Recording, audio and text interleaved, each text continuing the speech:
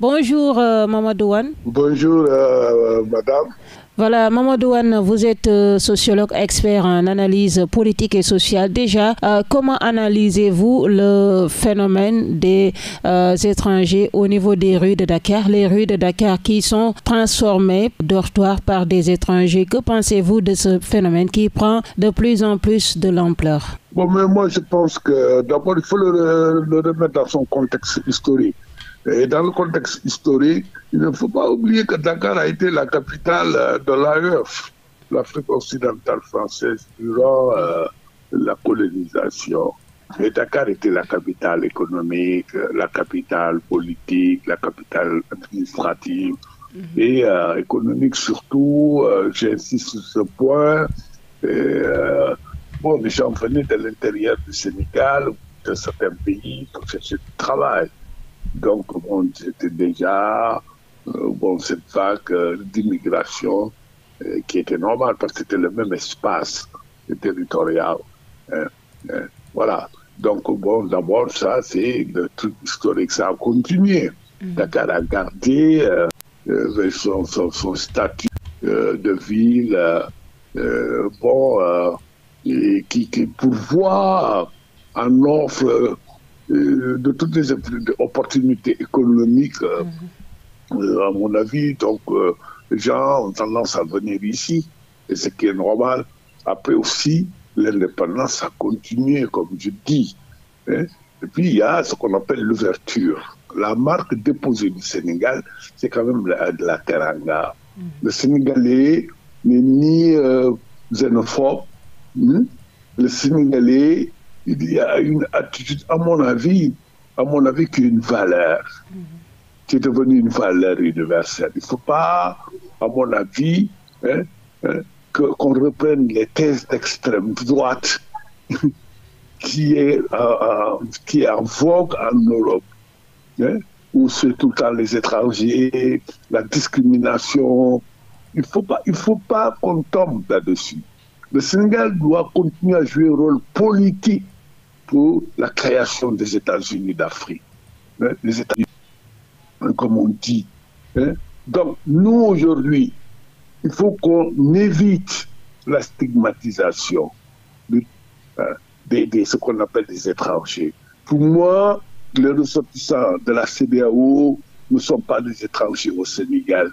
Pour moi, les Africains qui viennent de partout, même de l'Afrique australe, et tout ça, de toute l'Afrique, à mon avis, ils ne sont pas des étrangers au Sénégal.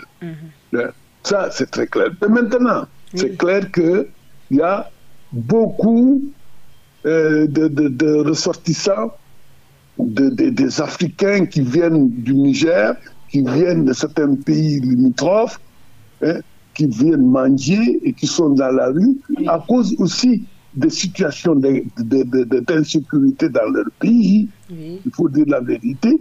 Et aussi, vu le rôle économique de Dakar. Mais ça, à mon avis, il faut le régler même si c'est les Sénégalais. L'occupation de la rue, la mendicité en groupe organisé, et tout ça. Mais c'est régi, c'est encadré par la législation, les lois de la République. Donc, à mon avis, l'État doit trouver une solution politique avec les États d'où ils sont originaires. Je pense c'est ça. Bon, même pour les Sénégalais, on ne doit pas accepter ce phénomène d'exploitation des enfants massivement dans la rue. Et il y a des gens très réactionnaires sous des prétextes, oui, ils mangent parce qu'ils sont... C'est pas vrai, c'est pas à cause de la religion.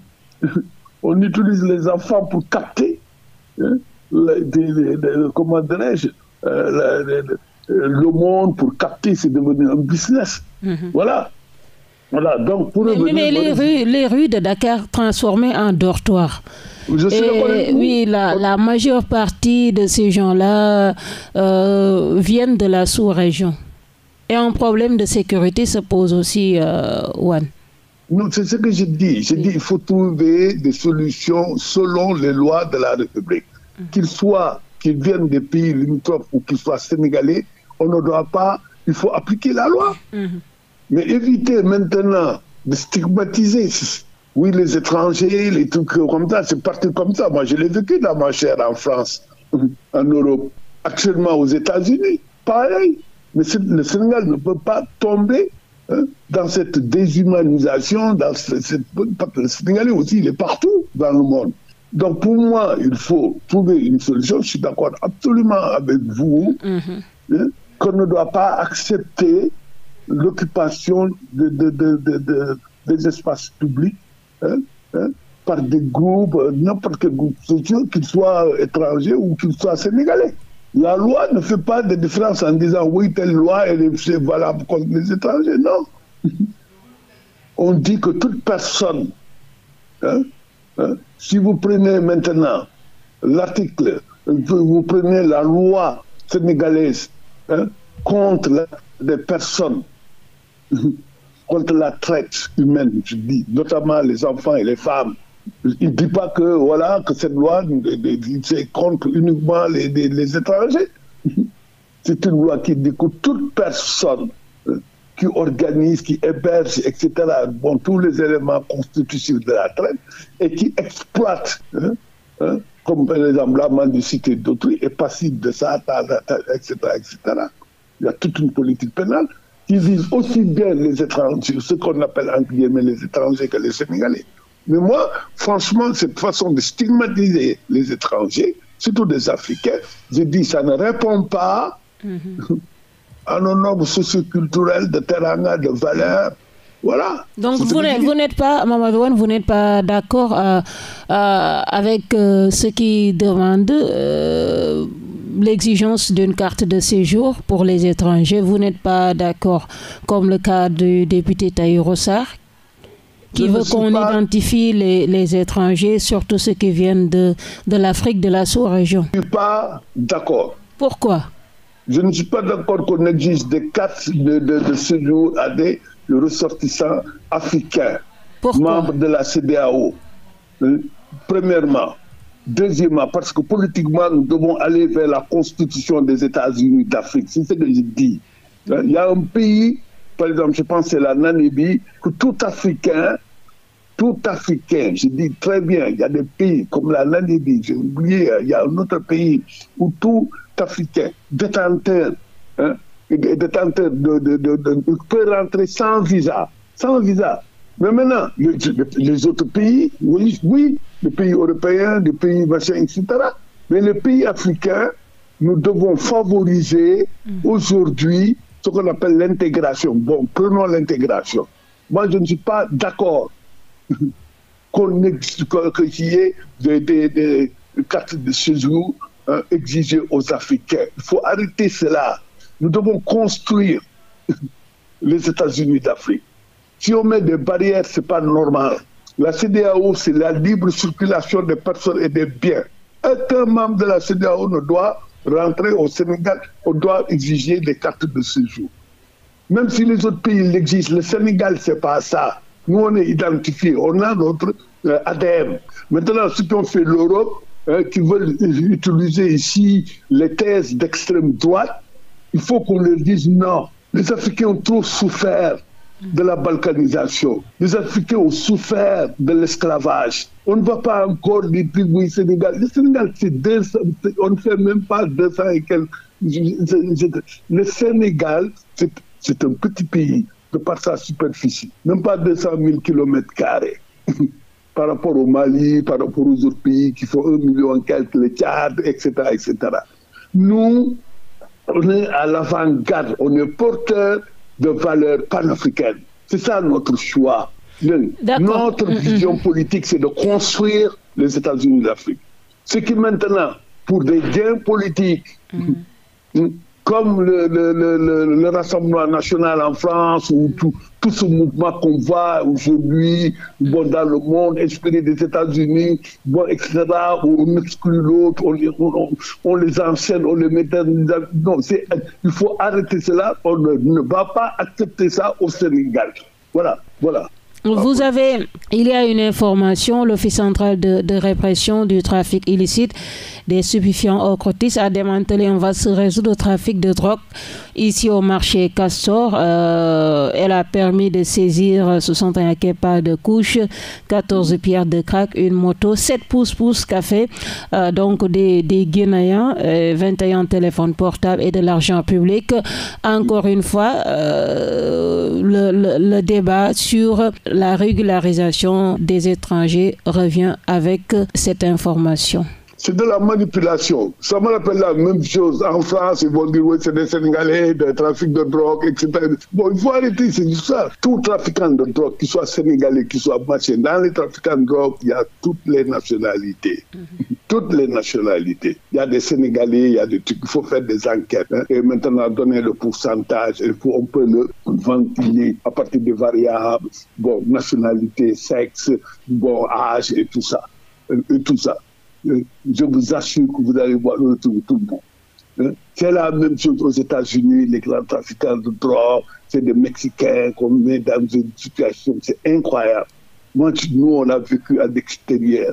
Nous, on a vécu des années et des années. C'était tout le temps la même chose. Et quand de l'autre côté, il n'y a pas de Français qui trafiquaient. Alors les trafiquants français étaient plus nombreux que les étrangers. Il suffit qu'on prenne 2 ou 3 Sénégalais. Alors on fait des amalgames. Oui, les Sénégalais, machin, etc. Et on construit la discrimination. Tout Sénégalais qu'on voit, on croit que c'est comme ça. On manipule l'opinion publique qui n'a pas qui a un niveau culturel faible, le niveau de scolarisation faible, niveau de conscience politique faible. Et on joue on fait le tout, on cherche effectivement à utiliser leur voix sur le plan électoral, etc. Et c'est ça qui a dominé aujourd'hui qu'en France, le RN peut gagner les prochaines élections. C'est une possibilité, ils ne vont pas le gagner. C'est une possibilité. Mais ils peuvent devenir le premier groupe à l'Assemblée nationale si on applique la proportionnelle. Et ils sont en train de travailler dessus. C'est pourquoi on voit toutes les vagues, même si, par exemple, vous allez dans des pays en Europe qui sont d'essence social-démocrate et tout, ils sont obligés, l'Allemagne, tous ces pays-là sont obligés d'avoir des politiques trumpistes à la Trumpe. Et le fait... Oui. Donc il faut qu'ils arrêtent de manipuler. Bon, si on prend la communauté guinéenne, ils sont, je ne sais pas, peut-être ils sont... Et il faut voir l'historique. Qu'est-ce qui a donné la Guinée? C'est la colonisation. Moi, je prends la communauté. Je suis Halpulaar. Nous, les Halpulaar, on se retrouve au Sénégal, une partie, l'autre partie en Mauritanie, l'autre partie en Guinée-Conakry, l'autre partie en Guinée-Bissau. Ce n'est pas le fait de nous, c'est le fait de la colonisation. Les Portugais ont pris ici, comme dit Tiken Dia, etc. Les autres, ils ont pris là-bas, et ils ont pris les Français, les Anglais. Il faut arrêter. Il faut arrêter. Les communautés avant ce truc-là, le partage de l'Afrique et tout ça, on a découpé. On était dans les mêmes espaces. Les empires avant la colonisation, c'était les mêmes espaces, qui étaient des espaces cohérents sur le plan de la composition communautaire. Voilà. Voilà, il y en a ici, il y en a en Mauritanie, il y en a en Gambie, il y en a machin, etc. Ils nous ont coupés. Et nous, on doit continuer. Au nom de quoi on doit continuer cette politique coloniale qui nous ont divisés. Merci beaucoup, Mamadou Wane. Je rappelle que vous êtes sociologue, expert en analyse politique et sociale. Merci d'avoir répondu à nos questions. Merci, madame.